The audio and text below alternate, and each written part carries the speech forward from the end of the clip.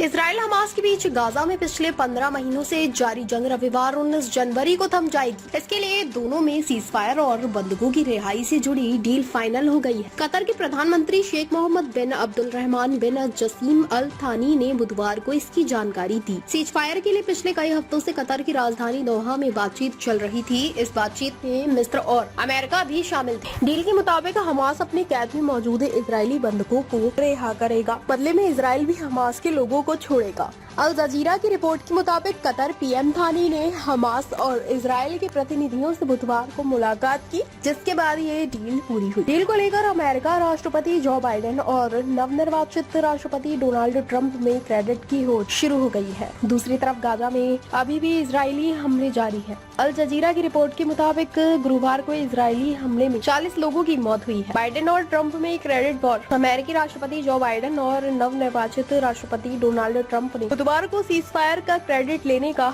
दावा किया। White house ने इस डील में ट्रंप के प्रतिनिधि को भी शामिल किया था। ट्रंप ने सोशल मीडिया पर पोस्ट करते हुए कहा कि ये ऐतिहासिक समझौता राष्ट्रपति चुनाव में हमारी जीत की वजह से हो पाया। ट्रंप ने कहा कि ये डील मेरे प्रशासन की शांति स्थापित करने और अमेरिका व उसके सहयोगियों की सुरक्षा सुनिश्चित करने के प्रयास का सबूत है। इजरायली राष्ट्रपति ने कैबिनेट से डील को मंजूरी देने को कहा।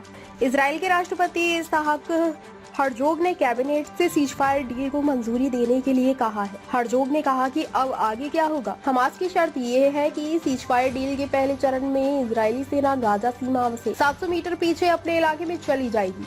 फिलहाल इस सीजफायर डील को इजरायली कैबिनेट में पेश होना बाकी है। वहाँ इसे मंजूरी मिलते ही सीजफायर डील को तुरंत लागू किया जाएगा। अमेरिका के नवनिर्वाचित राष्ट्रपति डोनाल्ड ट्रंप ने इस डील को लेकर कहा, हमास जल्द ही बंधकों को रिहा कर देगा। न्यूज एजेंसी AFP ने सोमवार को अपनी रिपोर्ट में बताया था, इजराइल और हमास के बीच सीजफायर का पहला फेज कुल 42 दिनों का हो सकता है। सीजफायर डील के पहले फेज में हमास 33 बंधकों को रिहा कर सकता है, इनमें 5 महिलाएं शामिल है। उधर इजराइल इसकी एवज में 250 फलस्तीन कैदियों को छोड़ेगा। इसके 15 दिन बाद हमास बाकी बंधकों को रिहा करेगा। इस बीच दोनों पक्ष स्थायी सीजफायर पर बात करेंगे।